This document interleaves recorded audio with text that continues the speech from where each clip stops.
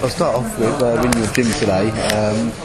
What was going on here? Yeah, over the years, people have always wanted. I've had kind of a closed shop here in terms of what type of training I do, and kept it quite secret. But sort of opened the doors to the public now to come and get involved. And if people love boxing, they want to do a bit of boxing training, they can come down here and we'll show them some sort of Haymaker philosophy on boxing, and to hit without being hit, and do some of the hardcore conditioning sessions that I do, and people seem to enjoy it. People come down here and it's a different day out. And if they can use people who go to the gym regular, they come down here.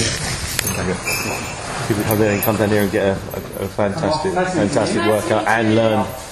Or you get people who've actually boxed in the past. They can, no matter what level you are, you can be a professional boxer to somebody who's never lacing gloves on.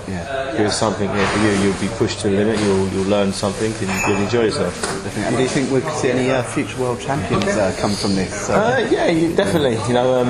George Groves, who very nearly won the world title a few months back against Carl Froch. He's a product of the sort of Haymaker philosophy and Haymaker sort of training methods. He's pretty much went the whole way.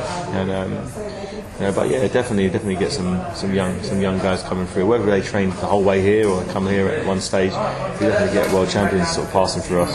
Definitely. And when you were younger, what would you have done to have something like this being trained by a world champion? Oh, I'd have done anything.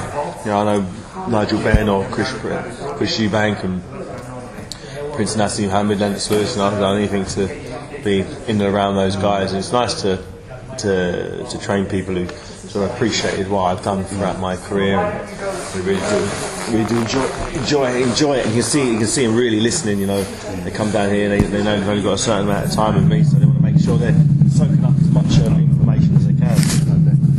And with this, how long is this going to go on for? It's going to go on as long as possible. People at the moment, we've sort of got a waiting list of people to come down here. You don't have too many people at one go. Try to be quite selective and make sure it's nice, and the classes are quite small, so we can give everybody plenty of attention. And it works out better like that, I think.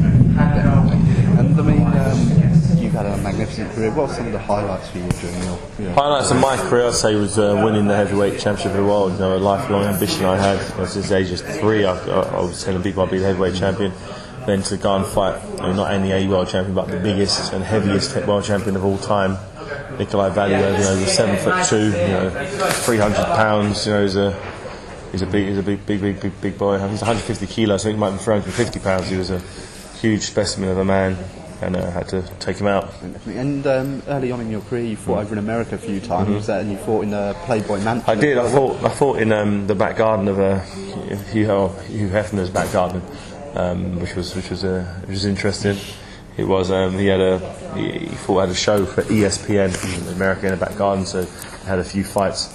Loads of Playboy bunnies bouncing around, so it was rather distracting. But I managed to get the win in 45 seconds and slid into the after-fight party, which was... enjoy the rest of the night. Yeah, I enjoyed the rest of the night. I didn't want to get too sweaty before the night began. Definitely.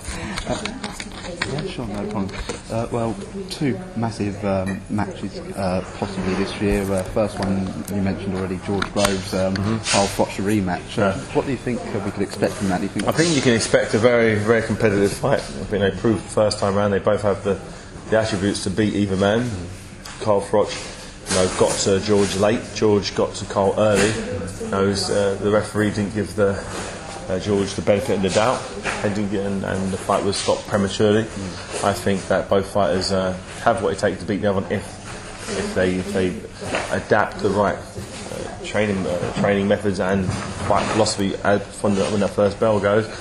But it's going to be very interesting. It's hard to pick a winner out of the two of them. I'm sitting on the fence for this one. I'm just going to sit back and enjoy it as a boxing fan. Definitely. And 2 people you know well as well, Dereck, Chisora and Tyson Fury, possibly going to fight each other later on in the summer. What do you think we could expect from that one? I think that'd be a good fight. They fought each other a few years back. Tyson Fury sort of pipped him on points then. I think Chisora since then has got a lot more experience, and he's fought at a lot higher level.